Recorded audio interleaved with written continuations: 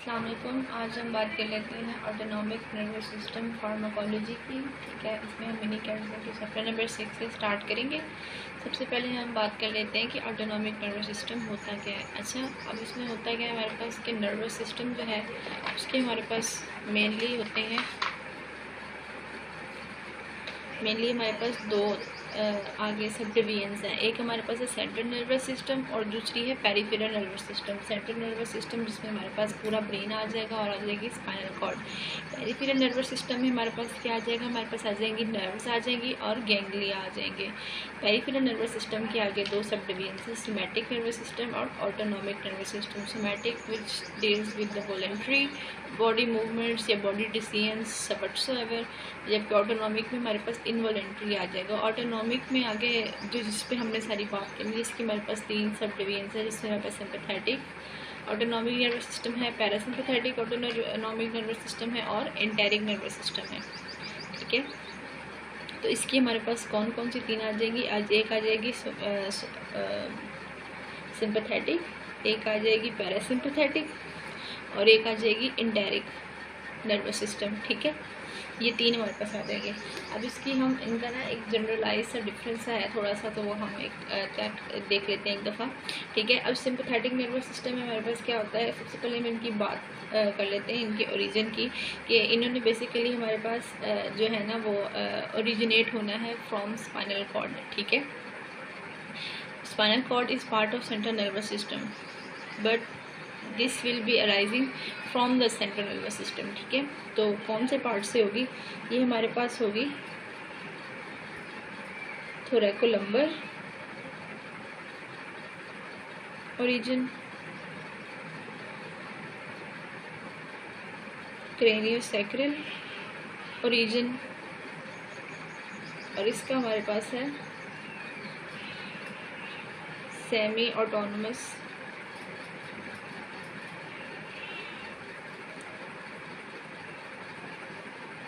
यानी कि इसका एज सच हमारे पास स्पाइनल कॉर्ड से ओरिजिन नहीं है। ठीक है, इसके अपने न्यूरॉन्स और इसके अपने जो हमने प्लेक्सिस की हमने बात की हुई है in physiology, enteric nervous system और माइंटेरिक प्लेक्सिस और सबम्यूकोजल प्लेक्सिस, तो इसका अपना जो मतलब प्लेक्सिस या वो है वो GIT के गट में ही मौजूद है। तो means it is semi autonomous, it operates on its own behalf to some extent. ठीक है, semi autonomous part of ANS in GIT। ठीक है, अगला पॉइंट हमारे पास क्या होगा कि अब ये हमारे पास मतलब इनका हमारे पास ना कौन से उसमें रोल आता है। ठीक है, सिंपैथेटिक का वी नो, ये हम बेसिक बचपन से हम करते आए हैं, फाइट एंड फ्लाइट रिस्पॉन्सेस के लिए होता है। ये हमारे पास होता है रेस्ट एंड रिम्यूनेशन या रिलैक्सेशन। ठीक है, तो ये हमारे पास क्या होगा, GIT की मूवमेंट या सिक्रीशंस में। ठीक है, उसके बाद हम आगे और बात कर लेते हैं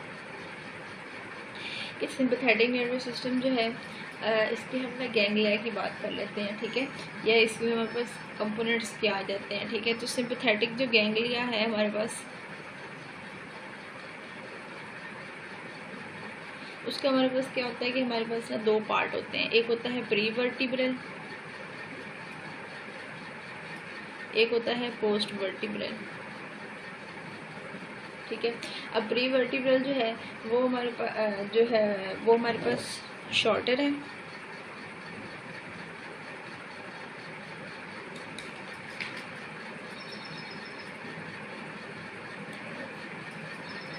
pre vertebral is shorter, this one is longer. ठीक है, इसका हमारे पास लॉन्ग पोस्ट गैंग्लियोनिक न्यूरॉन है, इसका हमारे पास है शॉर्ट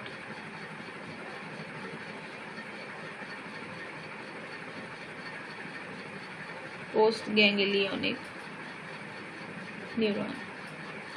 अब बेसिकली इसकी बात मैं आपको मैं समझाती हूँ। ठीक है, इसमें कैसे है भला, कि ये डायग्राम गिवन है हमारे पास कैटजन में, ठीक है। इसमें अगर आप देखें कि जो ये हमारे पास है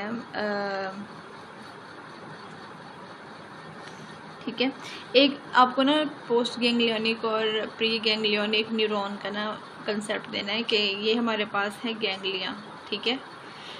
अब एक ये है कि ये हमारे पास जो गैंग्लिया में हमारे पास होती है साइनेप्स, ठीक है। तो जो ओरिजिन से लेकर गैंग्लिया तक जो है ये हमारे पास प्री गैंग्लियोनिक है, और जो आगे गैंग्लिया से लेकर हमारे पास मेन ऑर्गन या ग्लैंड तक जो जा रहा है फाइबर वो होता है पोस्ट गैंग्लियोनिक। अब जिनका जो प्री गैंग्लियोनिक फाइबर जो है it is located near the ganglia, तो उसमें प्री गैंग्लियोनिक फाइबर छोटा होगा और पोस्ट गैंग्लियोनिक जो है वो बड़ा होगा या लंबा होगा, ठीक है। जबकि अगर हम इसकी बात करें, ठीक है, इसमें हमारे पास क्या है कि जो हमारे पास गैंग्लिया है वो हमारे पास जो इनर्वेटिंग ऑर्गन या जो पार्ट है जो कि हमारे पास स्केलेटल मसल है उसी के अंदर ही गैंग्लिया ही प्रेजेंट होता है, उसी के अंदर ही पोस्ट गैंग्लियोनिक फाइबर जो है वो भी वहीं पे प्रेजेंट होते हैं। तो ये हमारे पास एग्जांपल है of long pre ganglionic and short post ganglionic fibres की।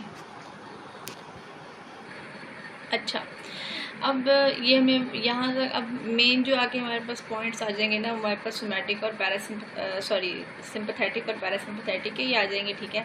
अब हमें पता है कि जो मतलब जो मैंने आपको प्री गैंग्लियोनिक और पोस्ट गैंग्लियोनिक की बात की है ना, तो उसमें क्या होता है कि न्यूरोट्रांसमीटर्स रिलीज होते हैं, ठीक है, from each fiber, from the preganglionic fiber and from the postganglionic fibers, ठीक है। तो इन sympathetic nervous system जो हमारे पास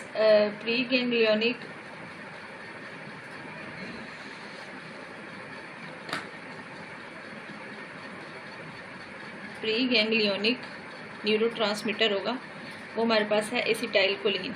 मेंशन और नोट दिस पॉइंट कि जो प्रीगैंग्लियोनिक न्यूरोट्रांसमीटर है it will be same for both sympathetic and parasympathetic, यानी कि दोनों साइड्स पर जो है हमारे पास एसिटाइलकोलिन ही होगा। प्रीगैंग्लियोनिक न्यूरोट्रांसमीटर विल बी एसिटाइलकोलिन, ठीक है। जबकि हम बात कर लेते हैं अगर पोस्ट गैंग्लियोनिक की, तो पोस्ट गैंग्लियोनिक में हमारे पास क्या होगा कि पोस्ट गैंग्लियोनिक सिंपैथेटिक में हमारे पास आ जाएंगे जो हमारे पास कैटेकोलामीन्स है, जिसमें हमारे पास एपिनेफ्रीन और नॉर एपिनेफ्रीन है, ठीक है, या जिसको हम एड्रीनालिन और नॉर एड्रीनालिन कहते हैं। और पैरासिम्पैथेटिक में हमारे पास आ जाएंगी एसिटाइलकोलिन ही होगा, ठीक है।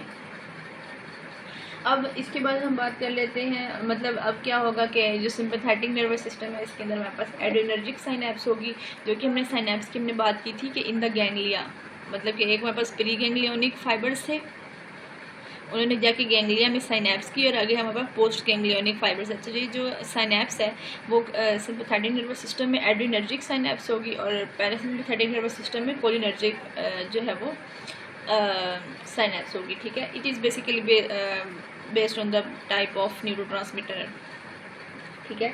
उसके बाद अब हम बात कर लेते हैं रिसेप्टर्स की, ठीक है। अब इसमें हमारे पास क्या है कि जो हमारे पास सिंपैथेटिक नर्वस सिस्टम है ना, सिंपैथेटिक नर्वस सिस्टम में हमारे पास एड्रेनर्जिक रिसेप्टर्स भी हमारे पास आ जाते हैं।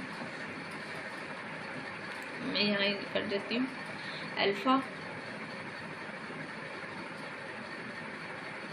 बीटा और डोपामीन, ये हमारे पास सिंपैथेटिक नर्वस सिस्टम के रिसेप्टर्स हैं, ठीक है।